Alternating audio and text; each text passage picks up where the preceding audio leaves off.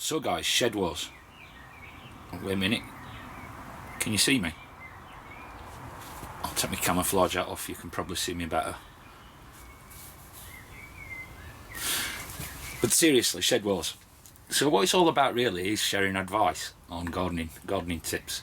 Now, like I mentioned before, we don't have prairies.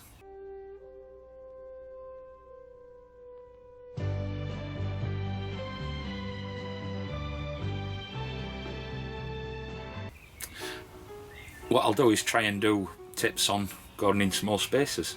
Now, I have got a bigger garden than most people, but I'm a lazy gardener.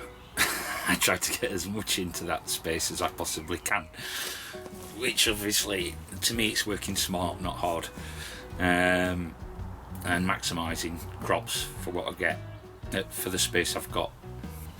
I'll show you some examples. Talking about space, this is an example.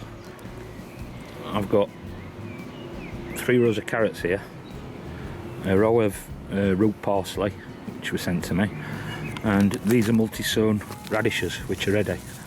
And basically you twist out the big one, although that could take that full bunch now, but you twist out the big one, leave the small ones in to grow on, and that means I've got 2 crops. That's a catch crop really, the radish, but it just means you're getting more bang for your buck, or more, you know, more food out of the same space.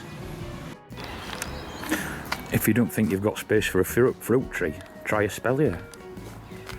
That doesn't take up a lot of space, and that's a standard cherry tree. It takes up a little bit of pruning and looking after, but I've got 3 trees that are spelliered, including an apple and a pear. That's the way to go if you've got a small space. If you've just got a wall, a south-facing wall, you could train a fruit tree up that, or you could have rows of them like I have in the front garden with the apple and the pear, and other plants growing in, around and between. Small space gardening, maximise what you can get from what you've got. Now, because I garden in a small space, or try to get as much food out of the space I use, which is probably a better way to term it, there are some fantastic gardeners. I would recommend Ronald Shaw's garden, car park garden. He has so much food in the space, and he usually uses tubs and buckets. But what I do to help increase my production is I have plants started to come in. As something comes out, I'll have a bed ready or plants ready to go into that bed. For instance, these are a brassica. These are a purple cauliflower. First time I've tried them. Another thing I do like is to try new things. These here are all cucumbers. Some I'll be keeping, some I will be giving away. But for small space gardening, plant close. There's no weed in there, and there's enough to feed our family for 10 weeks or so, and I will have more to come.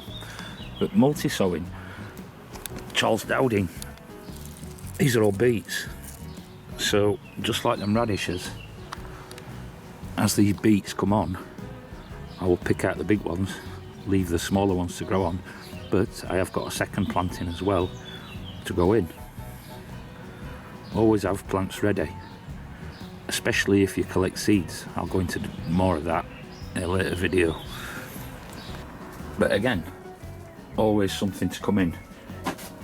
Intercropping.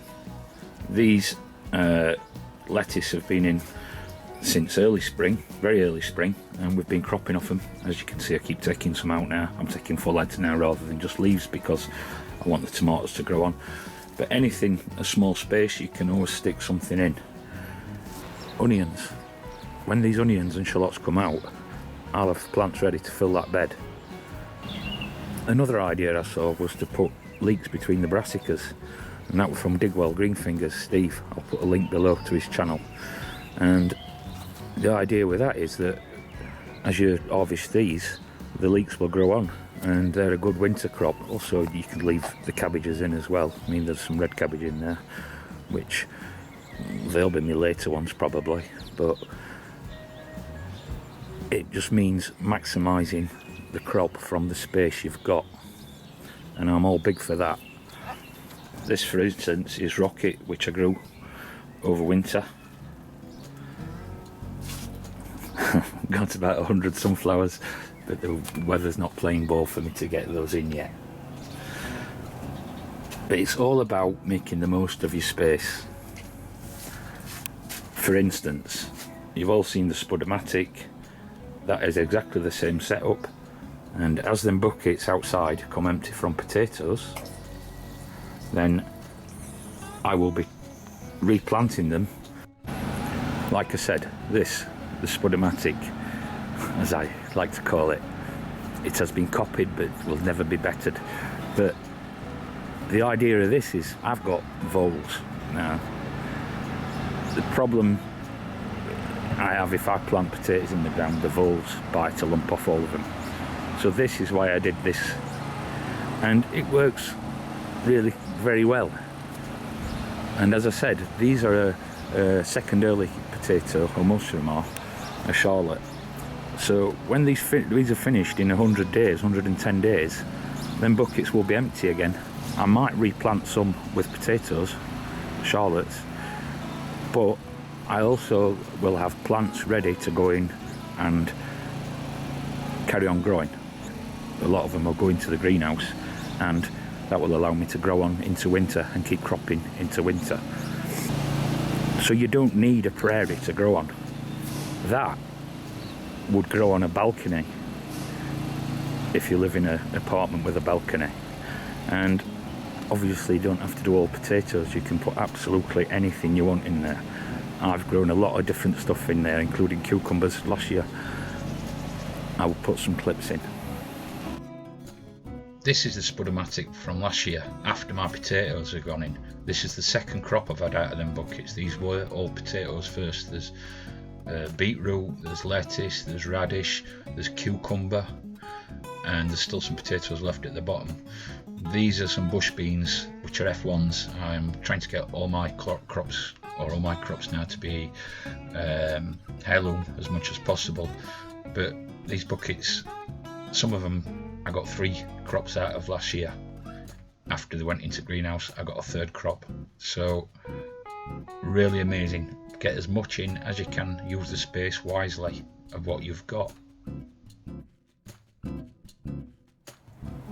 And ready for autumn and winter, I will have them planted up and in here. This I can cover with a fleece. I do not have heat in here, but cooler weather crops I can grow on, bring in, and still crop in into winter, and then they kick off again early spring. But that allows me to get a 24-foot row in a 6-foot space. Just using the space correctly and planting and having new plants ready to go in directly after something comes out will increase your production phenomenally. I'm amazed I said phenomenally correct the first time. And here's a little song to lift the team spirit, and see if you want to join Shedwalls on Team Over the Pond.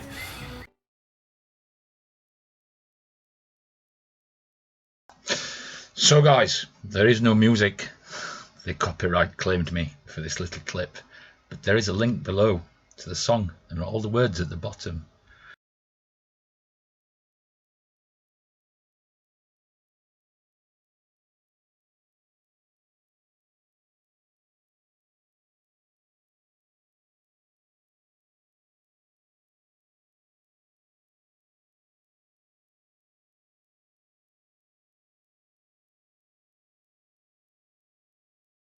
Like I said, it'd be great if some of the other guys in Europe, because it's more Europe, not England, not Britain, Europe.